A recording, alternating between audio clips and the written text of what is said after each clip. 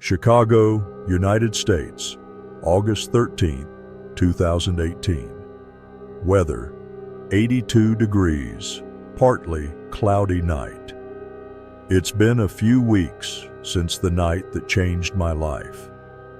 Even far from the school where it all began, the feeling of being watched lingers. Before I go on, I need to recount what happened that night. The small details, the emotions that overwhelmed me as I faced what seemed like a cruel joke. It all started innocently enough. The heat of the day was giving way, and the night breeze was a welcome relief. Chicago is relentless in the summer, and being outside during the day feels like being roasted alive. When I arrived at the school, I was grateful for the slight coolness as I walked toward the security booth. The school was large, with old buildings mixed with modern structures, surrounded by a tall wall and barbed wire. On any other occasion, I might have appreciated the place's somber beauty, but that night, the darkness seemed to hide secrets I didn't want to uncover. After settling into the booth, I reviewed the security equipment. The cameras were working fine, the alarm system was in perfect condition, and the flashlight was shining bright. However, a growing unease was building inside me. Maybe it was the fact that I was alone, responsible for a vast area of the school, or something deeper, a feeling that I was being watched. The phone rang, catching me off guard. I answered, expecting a routine communication, but the voice on the other end immediately put me on high alert. "Good evening, Chicago Secondary School. How can I help you?" My voice sounded firm, despite the growing tension. "Good evening, buddy. I'm the security guard from the first shift," the voice said, anxious. "I'm calling to tell you that before you start your tasks, read the list of rules I left in the booth. Please make sure to read them before heading out on your rounds." I tried to ask why the urgency, but the man continued, his voice growing more serious. "I'll be blunt. Strange things happen on the night shift that defy explanation. The rules are to prevent something from happening to you, so read them. Good luck, colleague, and I'm sorry." The call was abruptly cut off, leaving me with a growing discomfort. The urgency and fear in his voice weren't just precautions. They were a warning. I swallowed hard, trying to push away the feeling of dread that was starting to take hold of me. I searched for the list of rules. It was there, tossed on the old desk, with yellowed edges from age. The handwriting was uneven, hastily written. As I read the first lines, a feeling of unease settled in my stomach. The initial rules were basic safety guidelines that any night guard should follow. But then, the instructions became increasingly strange, almost supernatural. Rule number 1. At the start of your shift, turn on the external and internal lights so that you have a clear view of the cameras. Rule number 2. Familiarize yourself with the exit doors and the fuse and contact boxes in case you need to leave or reset a breaker. Rule number 3. From the start of your shift at 9 p.m., check the lights and doors until midnight. After that, you won't be able to. These first rules seemed normal, but then things started to get strange. Rule number 4. If any light goes out during this time, turn it on quickly. If it doesn't turn on and it's still not midnight, run to the booth and do not leave. The same applies if you see any door open. Do not close it. Run to the booth and do not leave. My mind tried to rationalize the words, "Run to the booth and do not leave," What kind of rule was that? Maybe it was some kind of test, but something in the way it was written made me take it seriously. I kept reading. Rule number 5. If you're in the booth due to one of the previous situations, or if it's already after midnight, do not leave for any reason. Just make sure the booth door and window are securely closed until 3 a.m. Rule number 6. At 3 a.m., you can go out and do your rounds. If you find a light off, turn it on immediately. But if you find any door open, don't touch it until your shift ends. Rule number 7. If at 3 a.m. you notice a foul odor coming from your hands, know that it's not you. It's that thing. It will want you to go to the bathroom to wash your hands, where it will be waiting. Consider your round over and return to the booth without running, calmly. Don't look back. The words were so specific, so detailed, that they left no room for interpretation. The feeling that something was wrong only grew. I looked around, almost expecting to see something in the booth's shadows, but I was alone, at least for now. Rule number 8. If you have to return to the booth due to rules 6 or 7, make sure to lock the door. Don't be scared and pretend you didn't see anything. Look through the peephole.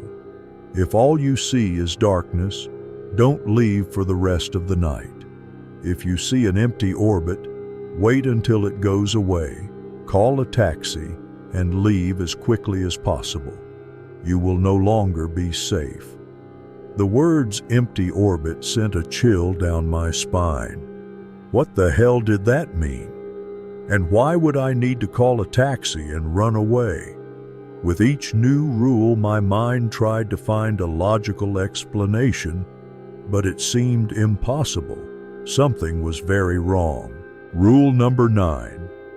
If what Rule 8 says happens and you leave, you must go to Human Resources first thing in the morning to submit your resignation. Say you're doing it on behalf of the school.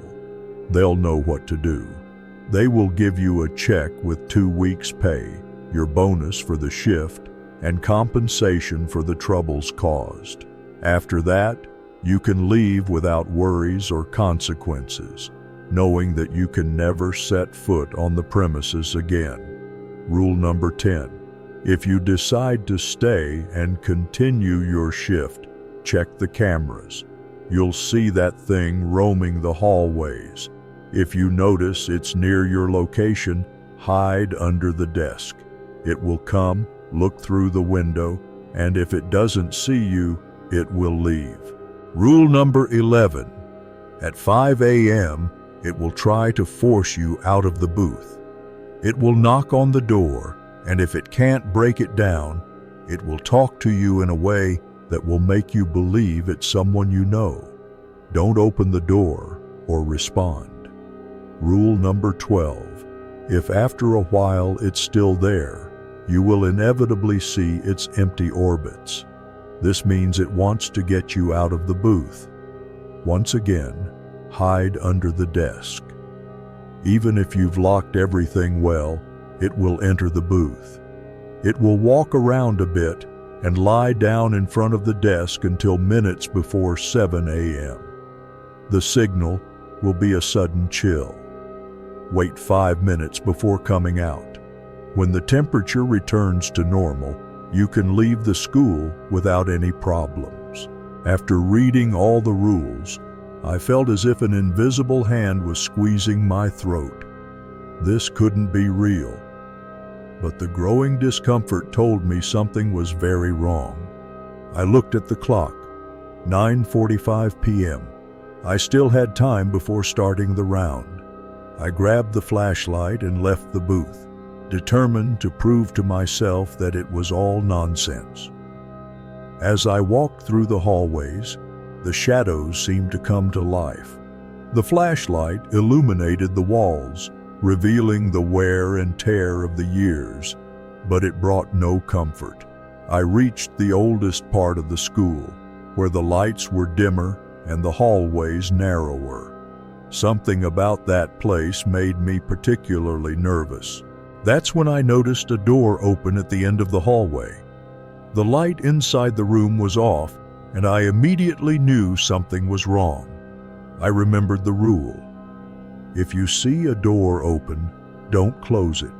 Run to the booth and do not leave. But I was still trying to convince myself that it was all a joke, a test of courage. I approached slowly, the flashlight trembling in my hand. When I finally got close, I stopped, feeling a chill run down my spine. The air around me seemed heavier, as if something invisible was watching me. Without thinking too much, I decided to follow the rule. I backed away from the door and started heading back to the booth, but the feeling of being followed grew with each step. My footsteps echoed through the hallway, and there seemed to be another out of step right behind me. Sweat dripped down my temples, and the air felt trapped in my lungs. I reached the booth, breathless, almost stumbling as I opened the door and locked myself inside. Silence returned, but there was a weight to it, something that hadn't been there before. I leaned against the door, trying to control my breathing while listening intently. The sound of the footsteps had ceased, but I could still feel the presence, something on the other side of the door, waiting. The booth was steeped in oppressive silence, broken only by the sound of my ragged breathing. I looked at the clock, 2:45 a.m. It was almost time to go out for the next round. The thought of going back out there terrified me, but I knew I had to do it. I couldn't just stand by waiting for that thing to find me. I gathered my courage and left the booth. The school seemed even darker. The shadows on the walls seemed to move almost imperceptibly, and the air was filled with an unnatural chill. I walked through the corridors with the flashlight in one hand and my heart pounding in my chest. When I reached the west wing, I noticed that the hallway light was off. The flashlight started to flicker, as if something was draining its energy. When I finally reached the switch, I pressed it, but nothing happened. I remembered the rule. If the light doesn't turn on, return to the booth. But before I could make any move, a horrible smell invaded my nostrils. It was a putrid odor, like rotten meat mixed with something even worse. I looked at my hands, but there was nothing on them. The smell seemed to emanate from the air around me.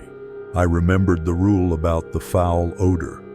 This isn't you, it's that thing. It wants you to go to the bathroom, where it will be waiting.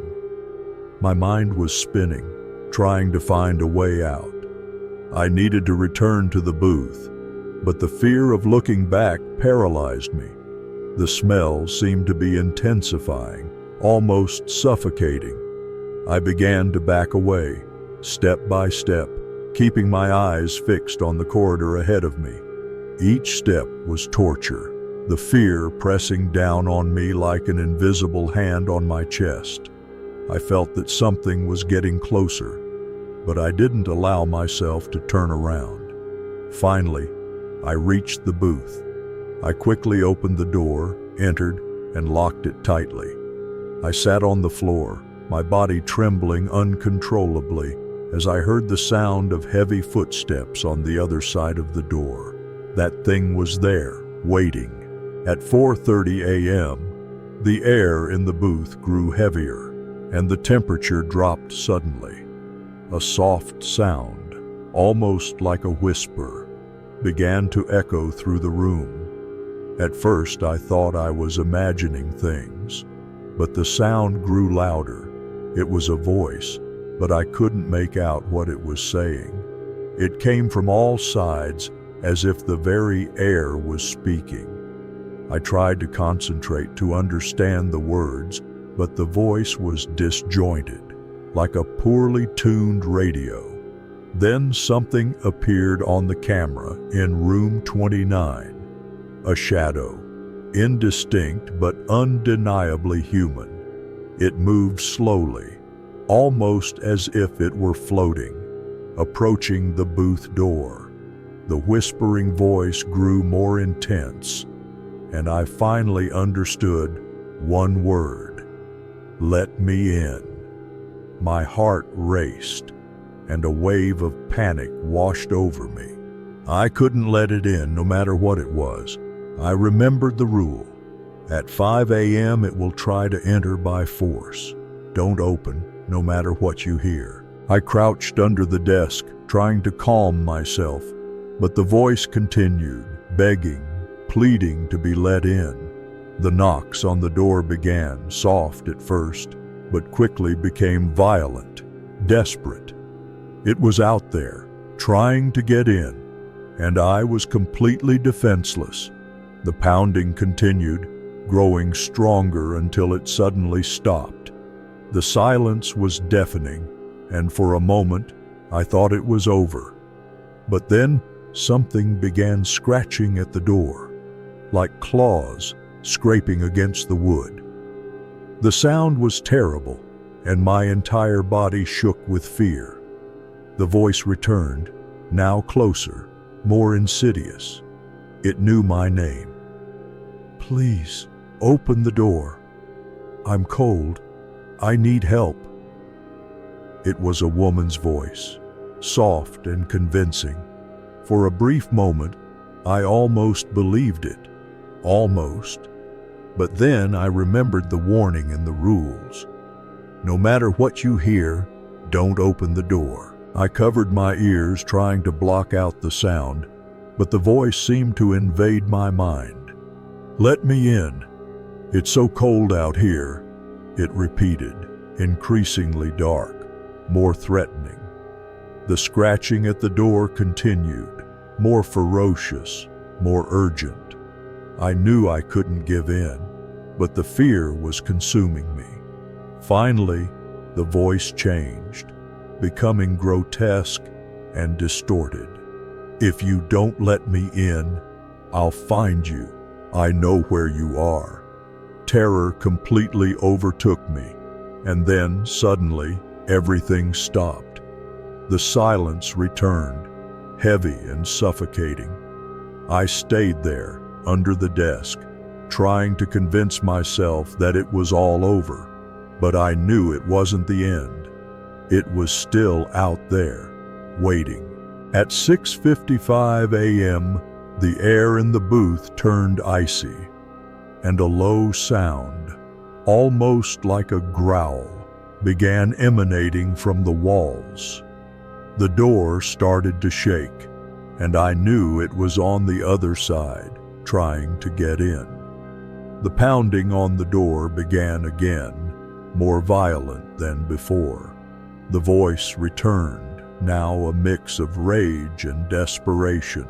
I knew I couldn't open the door, but the sound of the pounding was driving me insane.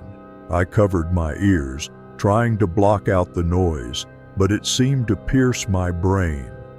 The walls began to tremble, and then I saw something through the window. The creature was there, looking inside, its empty orbits fixed on me. It had no eyes, just black holes where they should have been. The face was twisted into an expression of fury and pain, and the sight was enough to paralyze me. It began to pound on the window, screaming, growling, while I tried to hide under the desk. The sound of the pounding increased. The door seemed ready to give in, and the entire booth shook. Then, suddenly, everything stopped. The silence returned, more oppressive than ever. The cold began to slowly disappear, and I knew the thing had gone. I waited a few more minutes, my heart still pounding in my chest, before getting up. It was 7:05 a.m., the clock showing the time I had been waiting for. I slowly crawled out from under the desk, looking around, expecting something to jump out of the shadows. But there was nothing. I opened the booth door and stepped out into the fresh morning air. The sun was beginning to rise, bathing the school in a golden light. The nightmare was finally over. I ran for the exit, not looking back, knowing I was safe.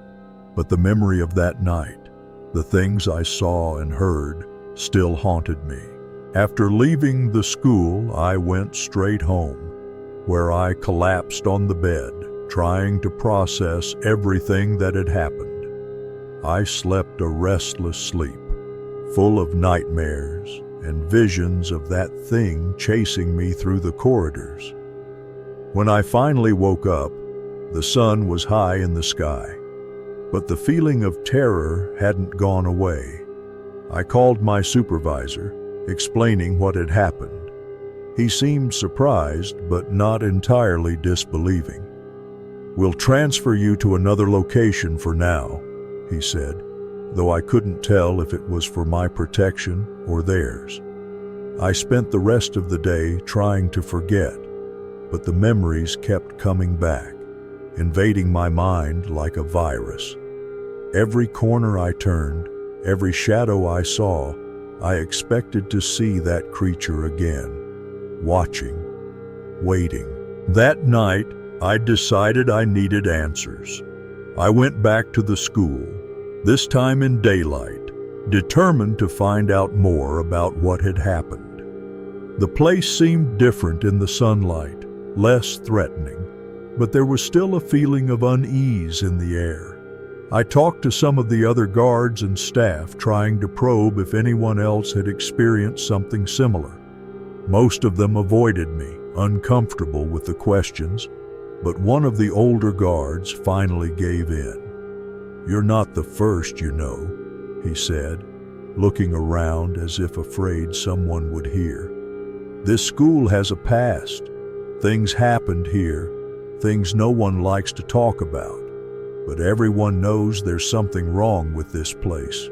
He told me stories, fragments of rumors and legends about the school. They said that long ago the place had been a convent and that something terrible had happened there. Some versions spoke of secret rituals, others of a massacre. But what all the stories had in common was the sense that something evil had been trapped there in the walls of the building. "The creature, that thing I saw," he said, "was just a manifestation of the evil that permeated the place."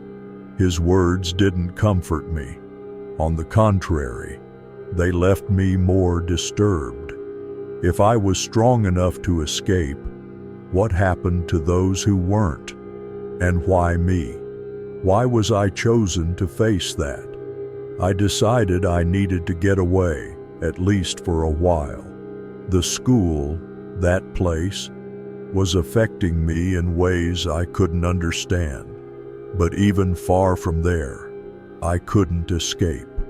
The memories continued to haunt me, and sometimes, in the silence of the night, I could swear I heard that voice whispering my name.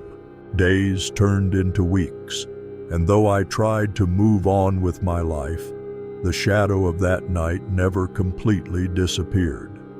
I started having recurring nightmares, where I saw myself trapped in the school, surrounded by shadows, unable to escape. Every night was a battle against the terror that consumed my mind, and I began to realize that maybe I would never be able to escape it. Eventually, the security company called me back. The supervisor wanted to talk about an opportunity. When I arrived at the office, I was greeted with a cold, calculated smile. "We know your last experience at the school was disturbing," he began, choosing his words carefully. but we need someone with your experience for a special project." My instinct told me to refuse immediately, but something stopped me from doing so. Perhaps it was the need to face my fears, to find an explanation for what had happened. Or maybe it was simply the attraction of the unknown, the morbid desire to see how far I could go before losing my mind. The special project involved a deeper investigation into the school, focusing on the anomalies that had been reported over the years. The company was interested in solving the problem, and I was assigned to lead the operation. The money was tempting, but the real reason I accepted was the need to understand. I returned to the school, this time with a team of paranormal experts. There were skeptics who believed everything could be explained rationally, and believers who were sure we were dealing with forces beyond human comprehension. I was somewhere in the middle, caught between logic and the terror I had experienced. On the first night, we set up base in the security booth. There was a sense of anticipation in the air, and the tension was palpable. The cameras were adjusted to capture any movement, and temperature and electromagnetic sensors were scattered throughout the school. Everyone was on edge, waiting for some sign, something that would prove we were dealing with something real. As the night wore on, silence took over the place. The hours passed slowly, and nothing happened. The skeptics began to relax, while the believers grew increasingly anxious. Then, around 3 in the morning, the monitors began to flicker. One of the technicians, a young and nervous man, shouted something about a power surge. The cameras showed distortions, indistinct figures moving through the hallways. The temperature in the booth dropped abruptly, and the feeling that something was coming enveloped us. "It's happening," one of the believers whispered, eyes wide with fear and excitement. The creature, or whatever it was, appeared on the cameras, moving erratically, like a living shadow. It seemed to feed on fear, growing and becoming more defined as the tension in the room increased. The skeptics were silent, their convictions shaken by what they were seeing. The believers were terrified but also fascinated. Me? I was trying to keep control, knowing that if I lost my calm, I'd be doomed. The creature began to approach the booth, and the sensors went haywire. Lights flickered, alarms blared, and the air became heavy, almost impossible to breathe. The team was on the verge of panic, and that's when I realized that if we didn't do something, we'd all be lost. I grabbed the microphone for camera 29, remembering what my mentor had told me on that first night. I turned on the microphone and emitted a high-pitched sound, something that seemed to irritate the creature. It hesitated, its form wavering, as if it were trying to decide whether to advance or retreat. "Don't move," I ordered, my voice firm despite the fear. "It's trying to scare us. Don't give in." The creature began to approach again, but something in my tone of voice, or perhaps in my determination, made it stop. It slowly backed away, disappearing into the shadows from where it had emerged. The tension in the booth eased, and the air became breathable again. But I knew it wasn't over. We had only survived the first round. The days that followed were a mix of exhaustion and preparation. The creature hadn't vanished. It was just hiding, waiting for the right moment to strike again. My team was in tatters, the skeptics now converted to believers, and the believers growing increasingly paranoid. We managed to gather some video evidence, but it was fragmented, distorted, almost impossible to decipher. Whatever was in that school didn't want to be discovered, and it was willing to destroy anyone who tried to reveal its existence. On the final night, we made one last attempt at communication. We used all the equipment at our disposal, trying to understand what that thing wanted or why it was trapped there. The answers came unexpectedly. One of the believers, an older and more experienced man, began to fall into a trance. His eyes rolled back, and he started murmuring words in an unknown language. The rest of us watched, not knowing what to do, as he transmitted the message from that thing. "It wants to leave," he said, his voice guttural and strange. "But it's trapped by those who suffered. It needs a body, a vessel to be able to escape." The words echoed through the room, and I knew we were in danger. The creature was trying to use one of us to escape, to free itself from the prison it had been placed in. And if it succeeded, the result would be catastrophic. Before I could react, the man in the trance began to scream, a mix of pain and anger. His skin started to contort as if something was trying to get out of him. The room was filled with a supernatural wind, and we were all thrown against the walls. The creature was there, visible to all of us now.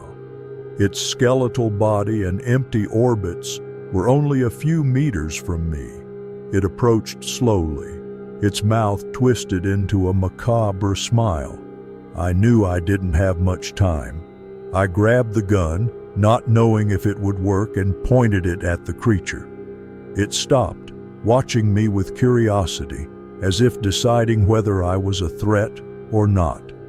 "Go away," I whispered, the fear spilling over into every word. "You can't stay here." The creature seemed to hesitate, as if considering the possibility. But then it advanced, and I knew my time had run out. I pulled the trigger, and the sound of the shot echoed through the room. The creature stopped, looking at me in surprise. It took a step back, and for a moment, I thought it had worked. But then, it smiled, a grotesque and malicious grin. The bullet had passed through its body without causing any damage. It continued to approach, and I knew there was no escape. "Be my vessel," the voice echoed in my mind, deep and resonant. I felt an invisible force pulling me, my vision darkening. And then, everything went black. I woke up in a hospital, days later. I was found unconscious on the floor of the booth, but alive. They told me the team had been found around the school, all disoriented, not remembering what had happened. I knew something was wrong. I remembered everything, every detail of that horrible night, but something inside me had changed. I could feel the presence of that thing, still inside me, waiting, watching. The school was closed indefinitely, and the records of the incident were sealed. I was discharged from the hospital with the recommendation to seek psychiatric help. But I knew I wasn't crazy. That thing was still with me, and now it was a part of me. I returned to my life, trying to forget, but I knew it was impossible. The terror of that night was etched in my mind, and the feeling of being watched never went away. A few days later, I received a letter with no return address. Inside, there was only one sentence: "You can't escape. I will always be here." I knew the battle was far from over, and this time, I don't know if I'll make it out alive.